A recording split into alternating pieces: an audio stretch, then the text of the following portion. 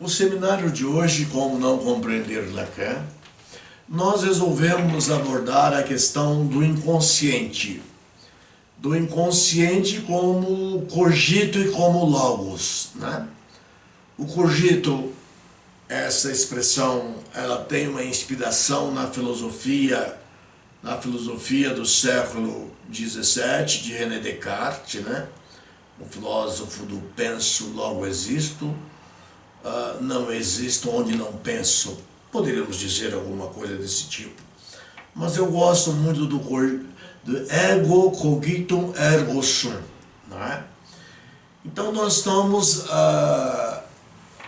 porque o inconsciente, em algumas literaturas, talvez Freud, por ser a primeira teorização sobre ele, ficou-se a impressão de que o inconsciente não era um ordenamento matemático, um ordenamento linguageiro, e que seria, utilizando os dois termos gregos, o cosmos é a harmonia, e caos é a desordem. No cosmos nós temos a lógica. A lógica, temos o Organon de Aristóteles, que são 7 volumes, onde nós estudamos a lógica aristotélica, né?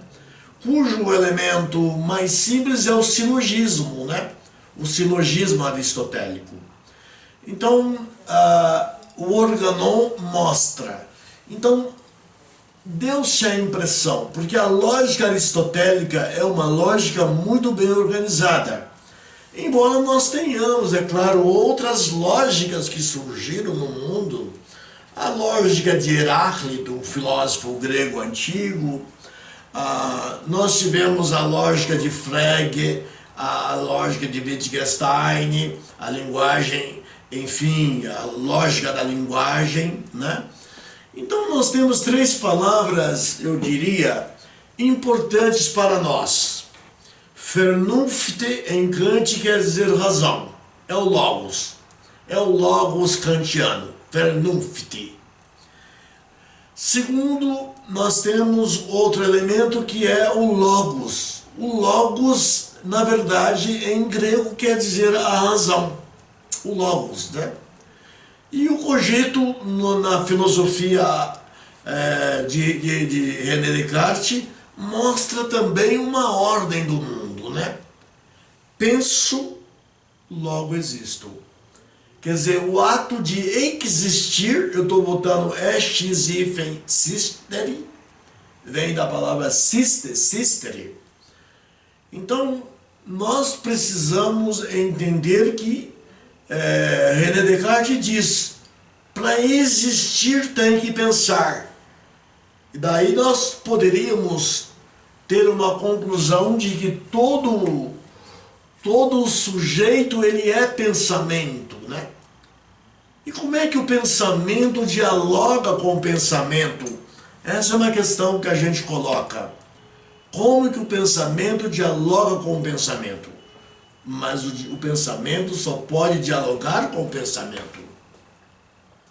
Embora nós tenhamos dois grandes departamentos do sujeito humano, nós temos aquilo que chama-se afetos, os afetos, affect em Freud, né? A-F-E-K-T, affect, afetos, né? E temos a razão, o logos, né? Temos o logos. Então nós temos esses 2 elementos. Eu perguntaria, qual seria mais psicopatogênico? Seria o logos, a Vernunft, a raison, o ratio, né? Como é em latim? Ou seriam os afetos? Os afetos como o medo, o ódio, a raiva e vai para aí afora. Tudo aquilo que nós sentimos e que se torna uma carga negativa, né? Então esses elementos afetivos são em grande parte constituintes das estruturas clínicas psicopatológicas. Estão presentes na neurose, na estrutura neurótica, estão presentes na estrutura perversa e estão presentes nas estruturas psicóticas também. São as três grandes estruturas nas quais, analiticamente, nós dividimos a coisa. Então, voltando aqui ao roteiro que nós fizemos, as civilizações pré-freudianas e o lusco-fusco do inconsciente. Lusco-fusco, que não está claro, que não está escuro, não está claro, não dá para se ver bem. O sujeito humano, historicamente, manteve o status de escravo. Sim, ele manteve o status de escravo. E ao longo da civilização, quando o inconsciente não tinha sido inventado, porque a Colette Soler utiliza inventar o inconsciente, né? Inventar o inconsciente. Poderia ser descobrir, no sentido da Létia grega, descobrir, desencobrir o inconsciente, né? Então, veja, o sujeito humano historicamente manteve o status de escravo. Escravo de quem? De um grande outro, que era o inconsciente, né? Em outro seminário eu falei dos escravos romanos, dos escravos gregos, que eram os intelectuais da grande burguesia da época. O burguês tinha poderes, tinha políticos na assembleia, tinha tudo, mas não tinha a intelectualidade. O escravo tinha. O escravo fazia os discursos dele, né? Agora aqui eu estou falando de um grande outro escravizador, que é o inconsciente, né? Então, escravo de um outro não lido e perfazendo a clivagem do sujeito. Qual a função fundamental do inconsciente? Não é dividir o indivíduo, isto não. Dividir o sujeito. O sujeito é a subjetividade. Aquilo que é construído com uma estrutura de linguagem. Embora nós não possamos dizer que o inconsciente é uma linguagem. Nós não podemos dizer.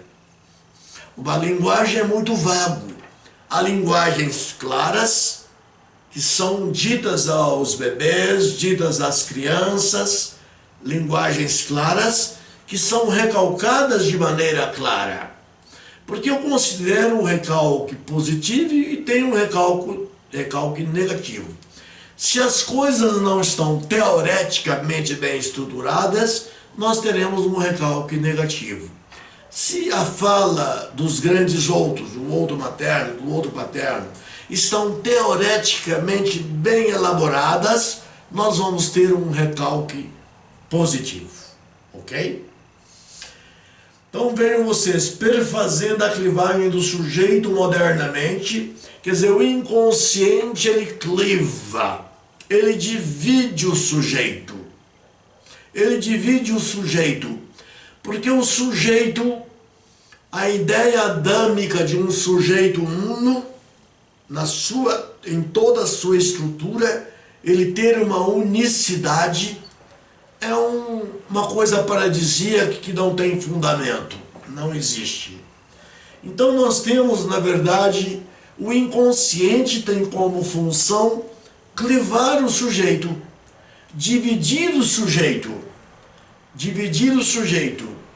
E na linguagem lacaniana, como é que rola essa divisão do sujeito? Essa clivagem, clivar quer dizer dividir o sujeito. Naquilo que ele chamou de eu, moi, que em francês é le moi, é o eu do cotidiano. E aquilo que ele chamou de léger, le, L-E, depois é o artigo, depois vem o J-E, que é o sujeito do inconsciente. É o G lacaniano, léger, é o sujeito do inconsciente.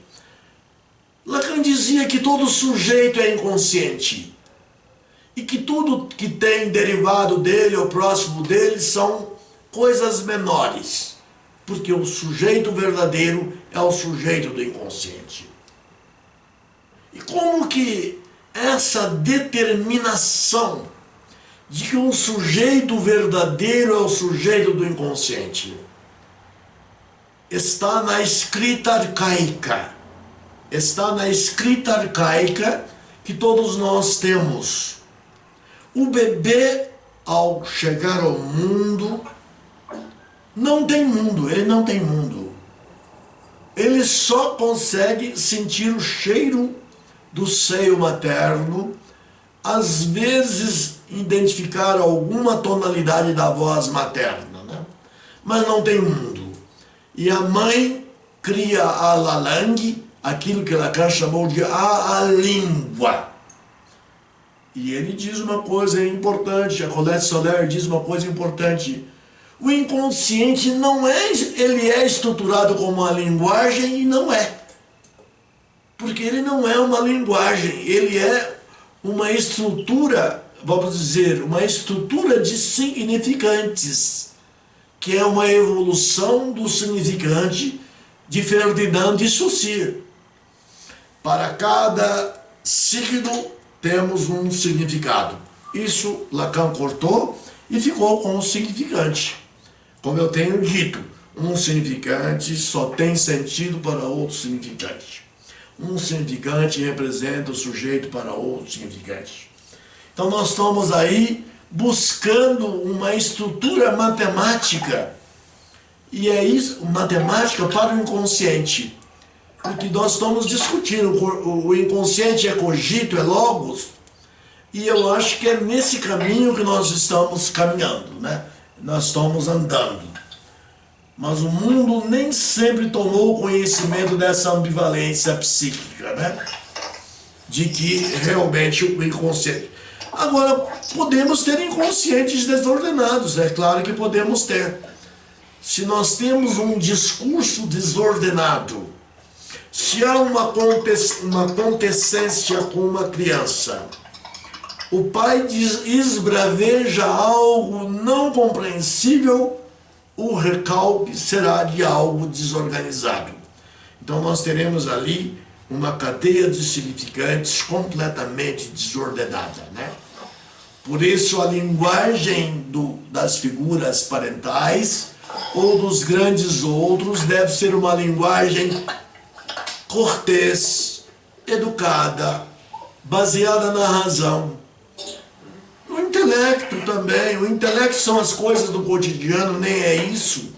A Hannah Arendt fala na razão superior.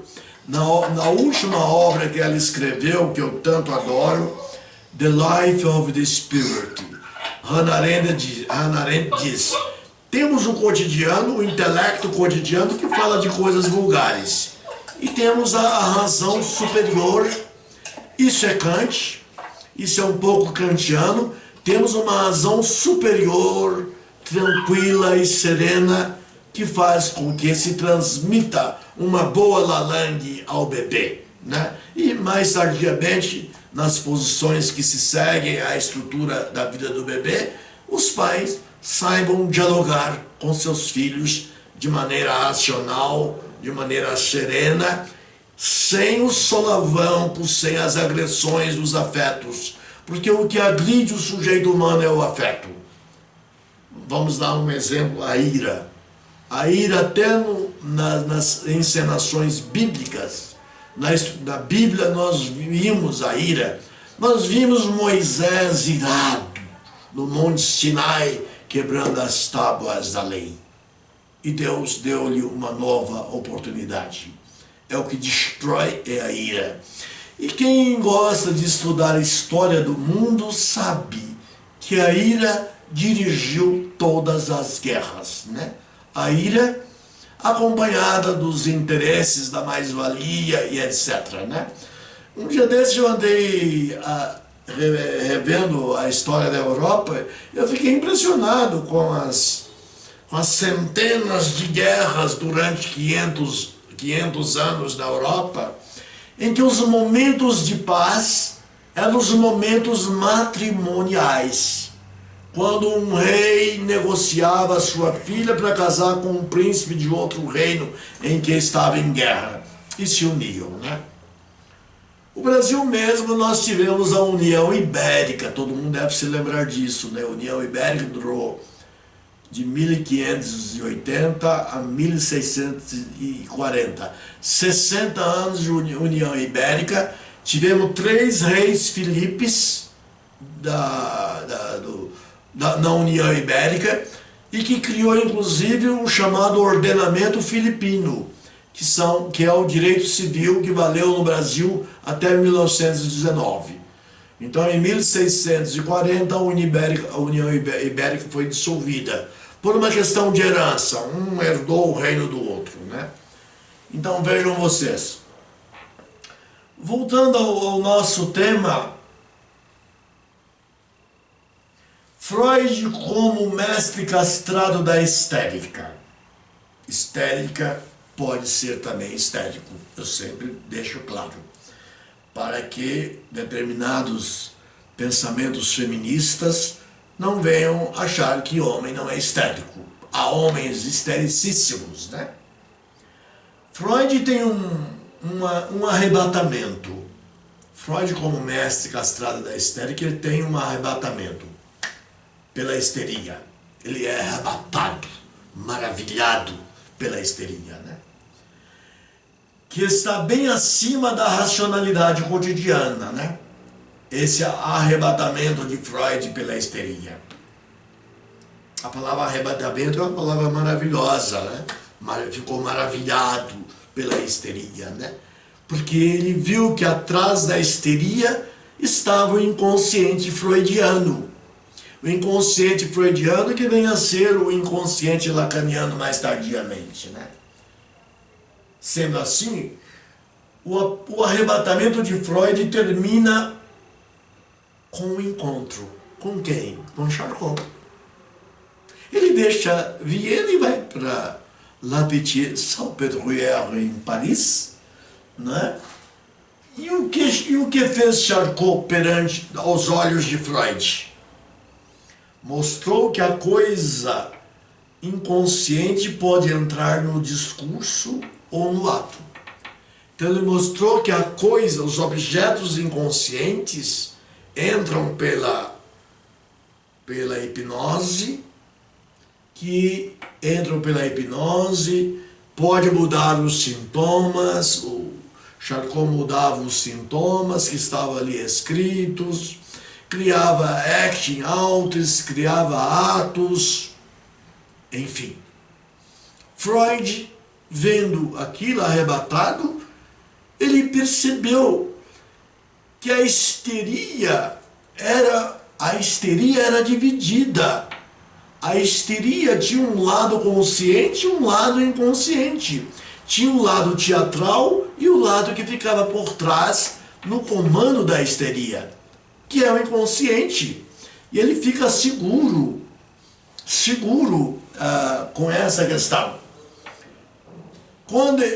Aliás, teve até o caso, eu falei várias vezes, de Augustine, a grande histérica endeusada, nomeada como deusa do surrealismo de André Breton e de todos aqueles artistas que andavam ao redor dele. Então ela se tornou a musa, a inspiradora do grupo de André Breton, não é?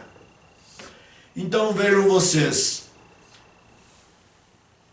Freud arrebatado. Freud volta para Viena. Os histéricos de Charcot. Os histéricos de Charcot eram as escritas do sujeito humano, né? Os histéricos de Charcot foram as escritas do sujeito humano. Freud era um leçon de mardi que havia na Pitié-Salpêtrière. As lições de terça-feira. Não era a quarta, como nós, não foi na quarta como Lacan. E Freud traduziu da língua francesa os textos de Charcot para a língua alemã. E tem uma frase, eu li um desses textos, em que ele diz: por que eu, um médico, eu tenho o talento para ser um médico de renome aqui em Viena, estou me preocupando com as pobrezinhas das histéricas, né? Ele, ao mesmo tempo que ele faz um juízo de valor sobre ele faz um juízo de valor sobre as histéricas. Mas aí ele acaba, nesse texto, dizendo uma frase que as feministas ficarão muito contentes em ouvir, os feministas. É uma frase dizendo que a histeria contemporânea, essa grande histeria, a histeria do arco, essa histeria era o grande grito feminista da mulher na história. Ele escreveu isso. Freud era feminista, por incrível que pareça. O grande grito feminista da mulher na história. Ele reconheceu, a partir do arrebatamento de La Pitié-Salpêtrière e tudo aquilo que vem depois. Então, os histéricos de Charcot criou uma escrita da histeria. Tá? A relação do escrito poderia ser mudada, especialmente se partíssemos de Lalande. Na verdade, o inconsciente, ele começa com a Lalande, essa língua que existe entre o bebê e a mãe, da qual o pai está fora. O pai está completamente fora. Isso vai até os 4, até os 6 meses. Já encontrei pais entrando em crise de estresse, dizendo: meu bebê de 3 meses não dá bola para mim, só para a mãe. Meu bebê de 4 meses só olha para a mãe. Meu bebê de 5 meses só olha para a mãe. Com 5 ou com 6 ele já começa a sentir que o bebê olha para ele.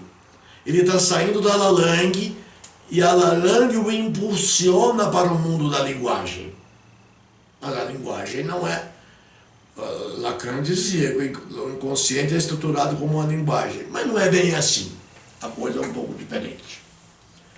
Os histéricos de Charcot se mostraram como parletres. Parler, em francês, falar. Être, ser. Sujeitos da fala. Podem traduzir essa expressão parletre. Sujeitos da fala. Os histéricos, os estoéricos, podemos também falar estoéricos, né? Os estoéricos de Charcot se mostraram como parletres, sujeitos da fala. Sua estrutura clínica é produto da fala ou do sujeito falante. Esse parletre, né? Sonhar para inventar o inconsciente. Aqui nós temos uma equação. Acima nós temos uma barra de Traumdeutung, no capítulo 7º, nós encontramos a primeira teorética de Freud, formal, claramente, né? Formalmente escrita sobre a teoria do inconsciente, né? Então nós temos o consciente, o CS, temos o pré-consciente, o PCS e uma barra. Uma barra que tem parentesco com a barra de Ferdinand de Saussure, quando ele bota o S maiúsculo em cima, a barra e o S minúsculo embaixo. S maiúsculo é o significante e o S minúsculo é o sentido. Mas Lacan desmoronou toda a teoria de Saussure, dizendo que um significante pode não significar nada e significar milhares de coisas ao mesmo tempo. Então ele cortou o sentido, né? Então vejam vocês, aqui nós temos a barra e embaixo o inconsciente, né? O inconsciente, nós vamos dizer lá na frente como é que ele permanece debaixo da barra. A barra é o que separa o que está no plano do consciente e o que está no plano do inconsciente. Essa foi a forma gráfica que Lacan mais gostou para mostrar o seu inconsciente recém-descoberto no livro de Traumdeutung, A Interpretação dos Sonhos. Um livro que ele escreveu devido à sua análise pela morte do seu pai durante 4 anos, em que ele apresenta uma certa culpa pela morte do pai. Um pai que ele rejeitou, amou demais a mãe e rejeitou determinadas figurações do pai, né? O Freud que mais enfraqueceu o pai foi o Freud que estava em Pribor, eu imagino que ele estava em Pribor, na República Tcheca, ainda menino, quando houve um encontro com o antissemita.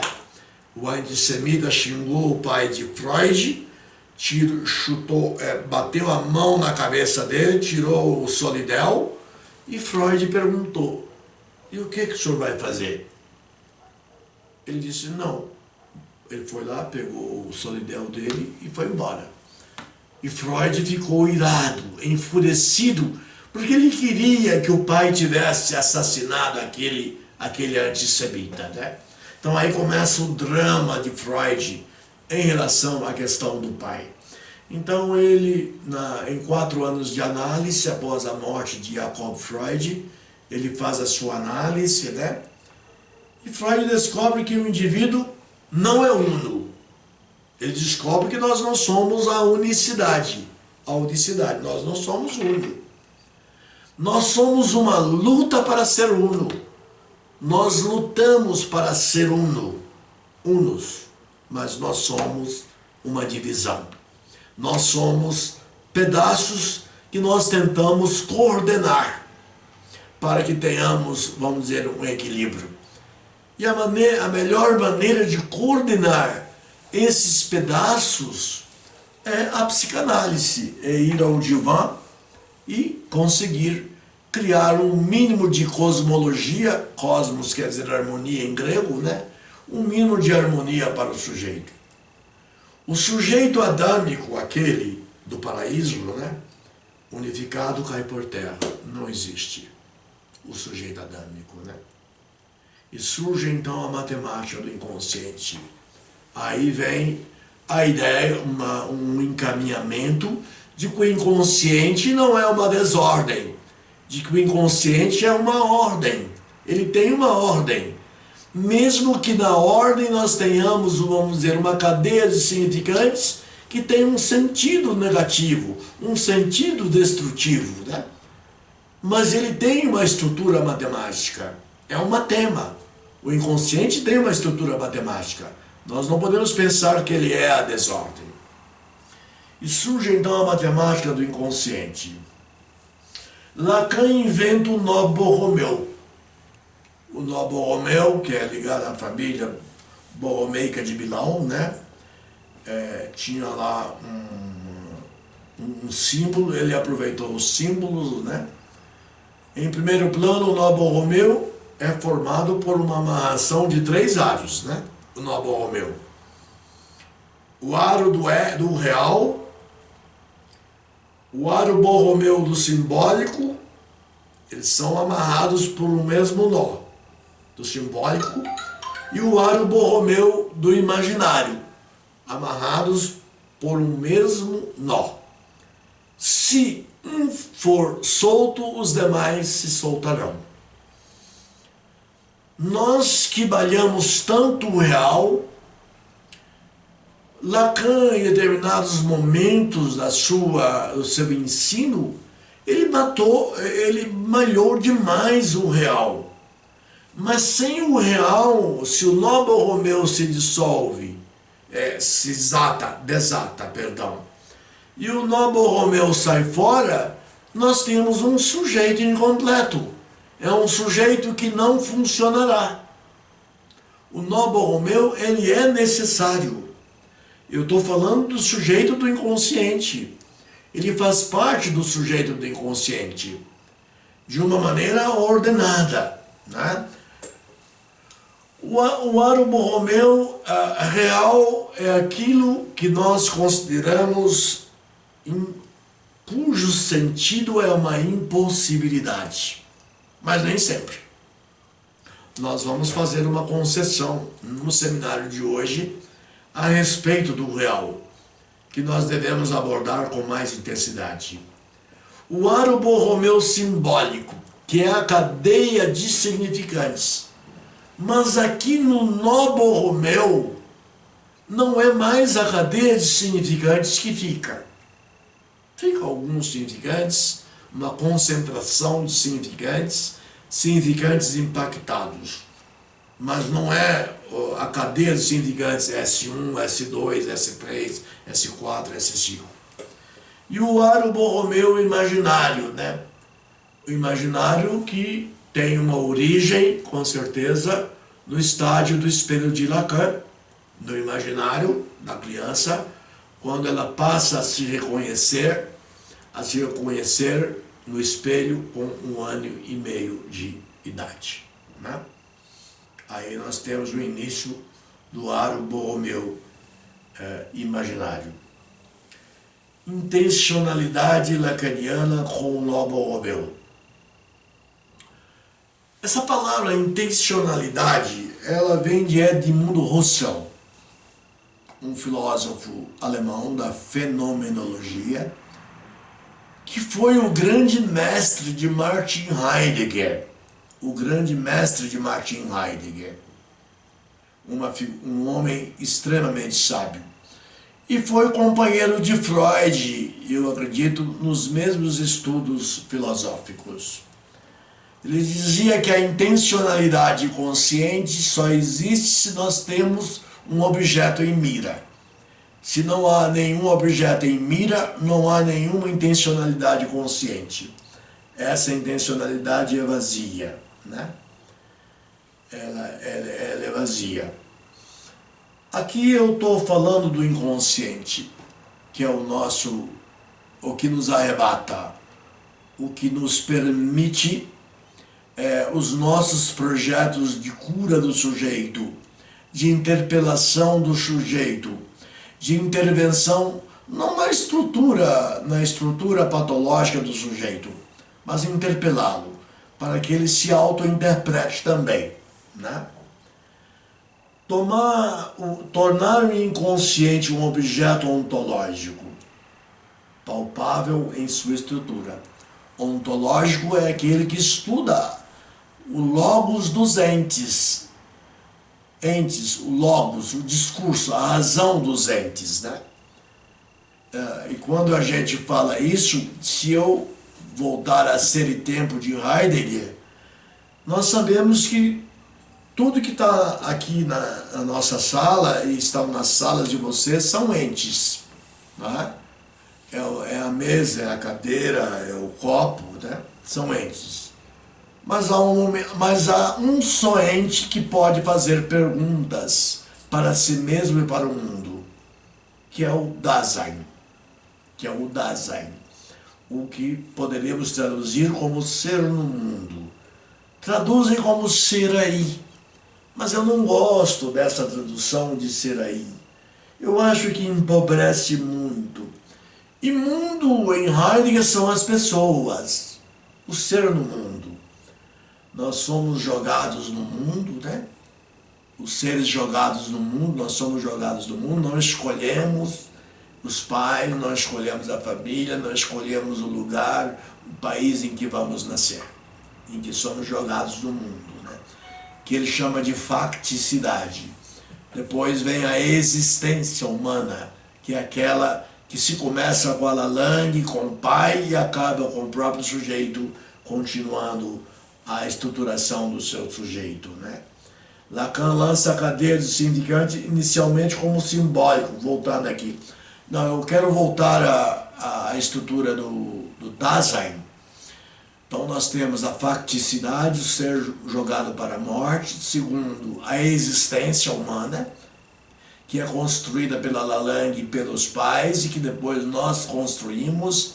E finalmente a decadência, quando o ser decai no falatório do mundo, naquilo que se fala em espanhol, habladuria, falar demais, onde os sentidos não chegam a nós para nos ajudar a nos transformarmos de maneira adequada.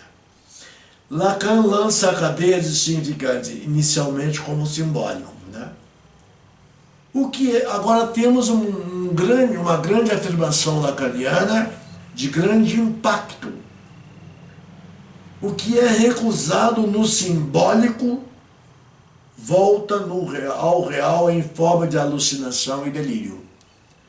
Se um dado tema, um dado significante ou uma cadeia de significantes é recusada no simbólico, ela vai para o campo do real. O real é aquilo que cria as condições para a psicose, para o delírio e para a alucinação. Mas nem sempre isso vai acontecer. Nós sabemos que já se fala no inconsciente real. E é isso que nós vamos na frente tentar destrinchar. Lacan lida com a neurose e a psicose. Para lidar com a neurose e a psicose ao mesmo tempo, Lacan busca as armas da família Borromeu de Milão e ele, aproveitando o design, ele cria esse nó Borromeu, um nó Borromeu, onde está o real, onde está o simbólico, onde está o imaginário, todos podem ver, né? Onde está o imaginário, e que se um é solto, todos também se soltam. Então, na verdade, o nó Borromeu de Lacan é uma estrutura do sujeito. E poderíamos pensar, a lógica do nó Borromeu indica ontologicamente, eu falei ontologicamente, como o único ente que pergunta, que responde é o Dasein, é o homem, né? Esse livro não pergunta nada, ele não tem uma manifestação. Mas nós somos o Dasein. Que as estruturas clínicas, neurose, perversão e psicose, mantêm contato estrutural. Todas as três estruturas clínicas básicas da psicanálise têm um contato estrutural. Nós não podemos separar a neurose de maneira exatíssima da perversão. E não podemos separar a perversão da psicose, a neurose da psicose. Porque frequentemente existem misturas de sintomas. Então é importante nós sabermos que há o sintoma, mas o sintoma com TH, é o sintoma com TH, há o sintoma e o sintoma. Ou poderíamos dizer de maneira simples, existem pessoas que têm estrutura psicótica, uma estrutura de loucura, mas não tem a loucura. Outro que tem a estrutura neurótica toda organizada, mas não tem a neurose, né? Tem a estrutura perversa toda organizada e não tem a perversão, né? Nós vamos dar um exemplo. Aí Lacan lança um outro nó de 4. E eu falarei lá na frente como o nó de 4, incluindo o sintoma, ajuda o sujeito a manter o seu equilíbrio no mundo. Intencionalidade lacaniana com o nó Borromeu. Tomar o inconsciente um objeto ontológico palpável em sua estrutura.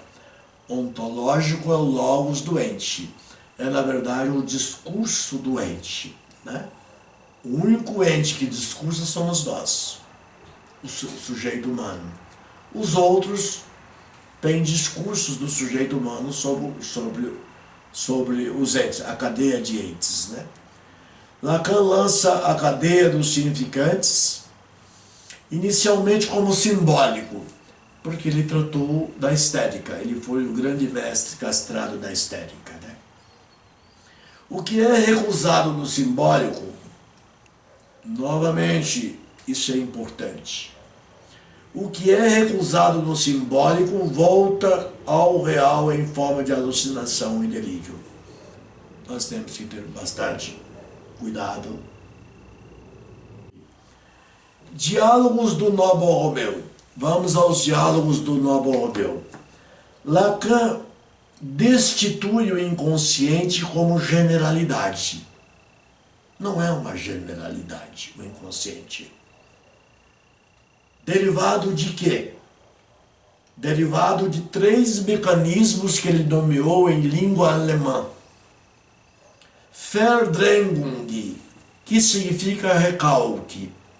Verdrängung e recalque, a mesma coisa, não quer dizer repressão.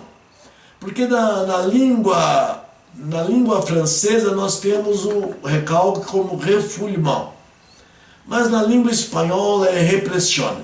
No espanhol da Espanha, no espanhol da Argentina é repressão. E a repressão para nós, o recalque é o que está no inconsciente e que só nós podemos conhecê-lo se no campo do amor de transferência ele retornar em forma de discurso, ele retornar em forma de sintoma, tá certo? O recalque, Verdrängung. Temos a Verleugnung, que é a denegação, que é a estrutura, é o elemento fundamental que puxa a estrutura da perversão. A Verleugnung, denegação, né? E finalmente temos a Verwerfung, que é a recusa do nome do pai. A recusa da metáfora paterna, daquele que fará a lei, daquele que será o mestre castrado, aquele que vai cuidar do sujeito de maneira bastante adequada, não permitindo que ele se perca sem os caminhos corretos da lei. Então, a Verwerfung é a recusa do significante do nome do pai. É a recusa do pai morto simbólico que tem eficácia. Ok?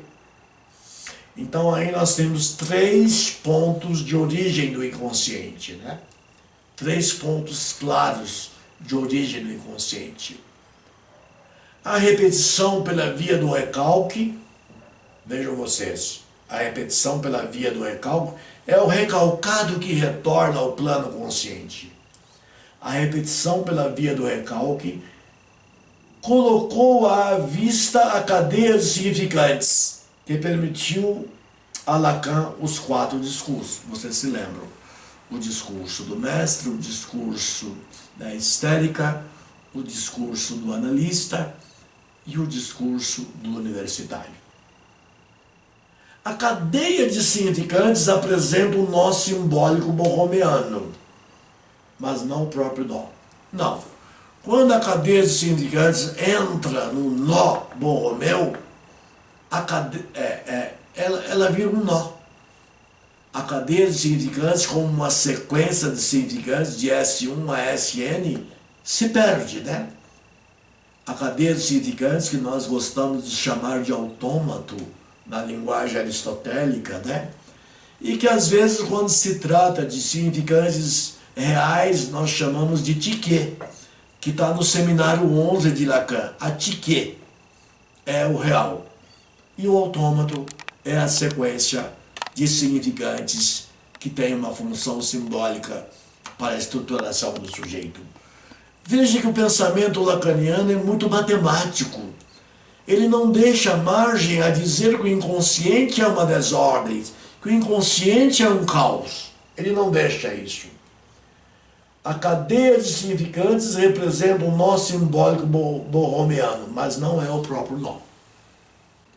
O Lacan tardio e o real. Vamos ver? O que nós podemos pensar aqui? Lacan começa a sua teoria psicanalítica tendo o real como elemento de proa. Os primeiros seminários lacanianos, ele fala muito do real. Mas, tardiamente, ele tira o real da total impossibilidade de sentido. Porque no início ele diz, o real é a total impossibilidade de sentido. No real simbólico imaginário. No simbólico e no imaginário, nós temos sentido. No real não temos sentido. Ficou um campo de obscuridade muito grande dentro da estrutura inconsciente da psicanálise. Então, mais tardiamente, ele tira o real da total impossibilidade de sentido. Então, vai haver sentido. Algum, pelo menos. Colette Soler já não admite o real puro. Ela acha que o real não pode ser puro. Que o real se mistura com o simbólico. Que ele interage com o simbólico. E que determinados pedaços de real diminuem de extensão, como se fora corpos no universo, né? Diminuem de extensão e permite com que nós possamos diminuir os elementos que podem levar a uma estrutura psicótica do sujeito, né? Repetindo, mas tardiamente tira o real da total impossibilidade de sentido. Colette Soler já não admite o real puro. O real está interagindo com o simbólico. O inconsciente real interage com o simbólico. E alguns fiapos de real, alguns buracos que nós fazemos no real com o simbólico, fazem com que esse real reduza de quantidade e de intensidade para me permitir que o sujeito tenha um bom equilíbrio. Ela, em sua obra O Inconsciente Reinventado, isso é a Colette Soler, a queridinha de Lacan, que foi a que substituiu Lacan na École Freudienne de Paris antes da sua morte. Ele a nomeou. Ela, em sua obra O Inconsciente Reinventado, a Colette Soler, fala de uma clínica do real, pedaços de real e fiapos de real. Interessante. Fiapos de real.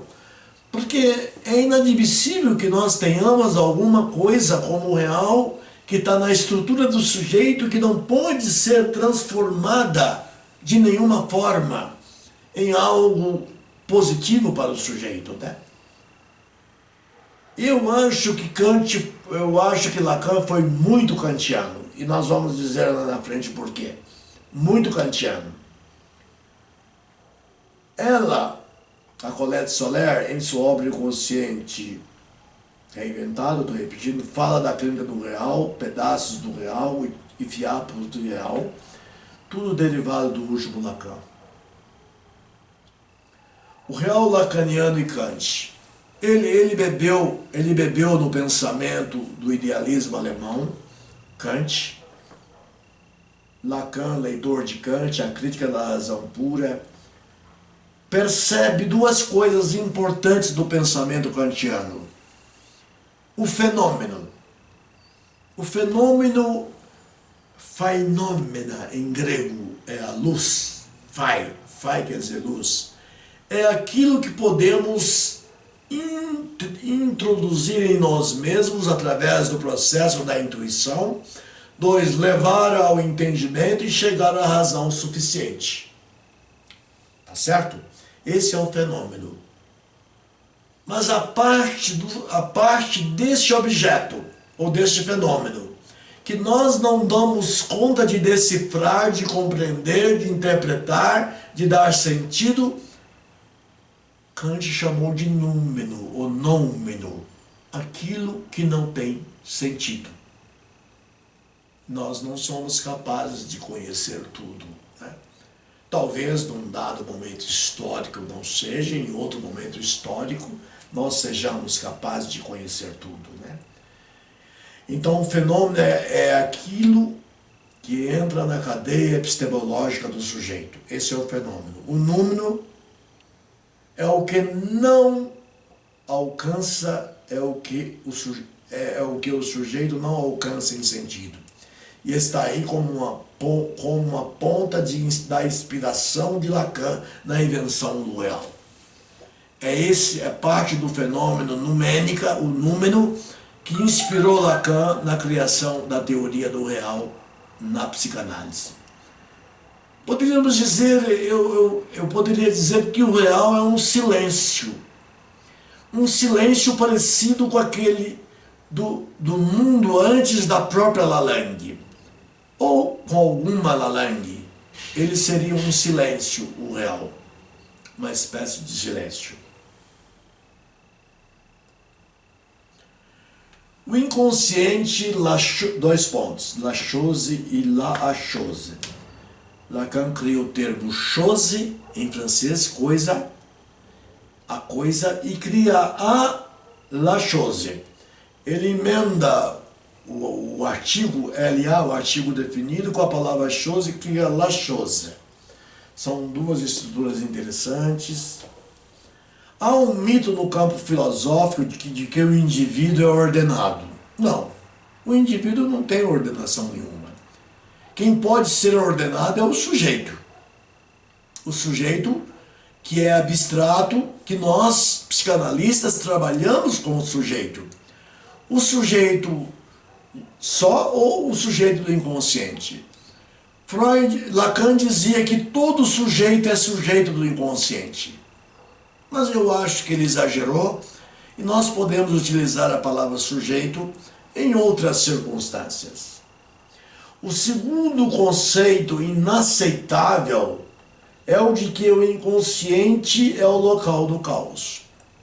Eu venho aqui contestar que por muitas vias, por literaturas secundárias, de que o inconsciente é desordenado. Talvez Freud pensasse na ideia de um inconsciente desordenado, um pouco desordenado, mas não tanto. O inconsciente é um cogito. O inconsciente pensa. Quando sonhamos, estamos pensando. O inconsciente está pensando. O sujeito do inconsciente está pensando. Ele está refletindo, ele está cogitando. Do mesmo estilo de René Descartes, né? Então, o inconsciente é um cogito que produz um logos. Ele produz uma razão, logos, reason, ratio, em latim, logos, em grego, né? Então, o inconsciente é um cogito que produz um logos, quer dizer, mantém-se no estrito campo da lógica estrutural, né? Então, a lógica do inconsciente que nós queremos transmitir aqui não é uma lógica menor do que a lógica aristotélica do Organon, dos 7 volumes do Organon.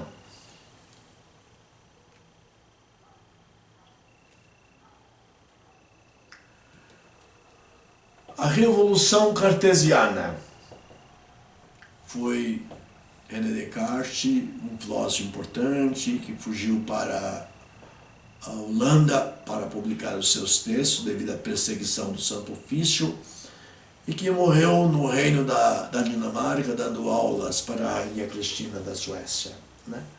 Era matemático, né? Passou 30 dias fechado numa cabana refletindo sobre esta afirmação: cogito ergo sum, penso logo existo. 30 dias fechado, lacrado, numa cabana. Cogito ergo sum, penso logo exou. La chose pensante, pode traduzir. A coisa pensante. Então nós temos duas coisas nessa dialética cartesiana. Temos a res cogitas, a coisa pensante, e a res extensa, e la chose grande. Então, a coisa pensante e a coisa não pensante, a coisa material, né? Cogito ergo sum. La chose pensante é o núcleo ôntico e ontológico do sujeito humano. René Descartes condiciona a existência do sujeito humano ao cogito. Sem cogito não há existência. E, na verdade, nós sabemos que o sujeito humano é um pensamento, né? É uma estrutura de pensamento com as suas complexidades e com as suas simplicidades, dependendo da maneira como a gente queira olhar essa estrutura de pensamento. Portanto, a evolução cartesiana cria um mundo psíquico do cogito.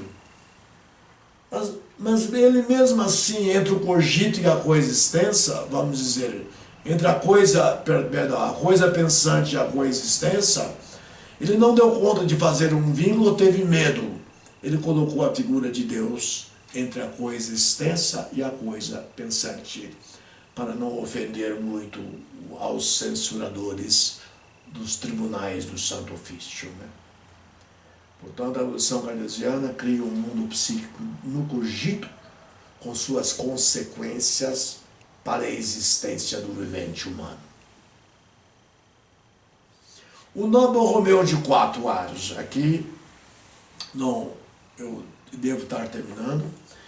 O quarto aro de Lacan, em sua estrutura bohobiana, esse aro que está todo em laranja, não é isso? Nós temos o real que está em azul, temos o simbólico que está em vermelho, temos o imaginário que está em verde e temos um aro que atravessa todos esses aros, né? E esse aro chama-se sintoma com TH, se quisermos traduzir na língua portuguesa, o sintoma com TH. O quarto aro de Lacan, em sua estrutura bohomiana, torna os diagnósticos psíquicos mais claros e consistentes. O aro é o sintoma ou sintoma. Os diagnósticos se tornaram mais firmes, mais seguros, né? E esse aro, o sintoma, ele cria no seminário 23, em que ele estuda psiquicamente a trajetória de James Joyce, né? James Joyce, que tinha uma estrutura inconsciente psicótica, que tinha uma estrutura inconsciente psicótica, mas que, através da literatura, dos seus textos, ele conseguiu manter um certo equilíbrio. O que vemos de... É claro que nós temos textos joycianos ilegíveis. Nós temos o Finnegan's Wake, que foi o último texto de Joyce, que está escrito em 50 idiomas misturados, né? Então, lê-lo é uma grande dificuldade. Ele usou Samuel Beckett, era o seu secretário, o grande teatrólogo futuro, que procurava palavras estrangeiras para ele colocar durante 25 anos nesses textos de Finnegan's Wake. Tivemos Ulisses, né? Ulisses e outros pequenos textos, e as cartas que ele escreveu a Nora Barnacle, que é de uma perversão monstruosa, as cartas de Ulisses a Nora Barnacle. Mas sua vida, tinha uma filha esquizofrênica, e sua vida social foi considerada uma vida normal. Lacan fala que o pai morto que seja o gozo. O pai morto é o gozo, não é? Eu entendo que ali se estabilizou a lei. Se ele era o pai que acompanhava a lei psíquica dos seus rebetos, dos seus filhos, naquele instante se estabilizou a lei que ele criou. Isto se apresenta a nós como sinal do próprio impossível, né? E é nisso mesmo que encontramos aqui os termos que defini como aqueles que fixam a categoria do real, na medida em que ela se distingue radicalmente no que articulo do simbólico e do imaginário. O real se distingue radicalmente do simbólico e do imaginário. O real é o impossível. mas nós deixamos abertas algumas possibilidades de pedaços do real, furos no real, de uma proximidade do simbólico com o real para beneficiar o inconsciente do nosso analisando.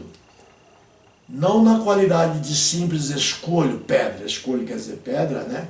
Contra o que quebramos a cara, mas de escolho lógico daquilo que do simbólico se enuncia como impossível. Sim, em grande parte impossível. É daí que surge o real. Aí reconhecemos, com efeito, para além do mito do Édipo, nós sabemos que o mito do Édipo é um elemento importante da estrutura do inconsciente, né? Um operador psíquico importante, um operador estrutural, aquele chamado de pai real, né? Com propriedade, eu diria, de também ser ele, na qualidade de paradigma, a promoção no coração do sistema freudiano do que é o pai do real. O que é o pai do real? Que coloca no centro da enunciação de Freud um termo do impossível. Fico por aqui e agradeço a paciência por terem me escutado. Ok? Obrigado.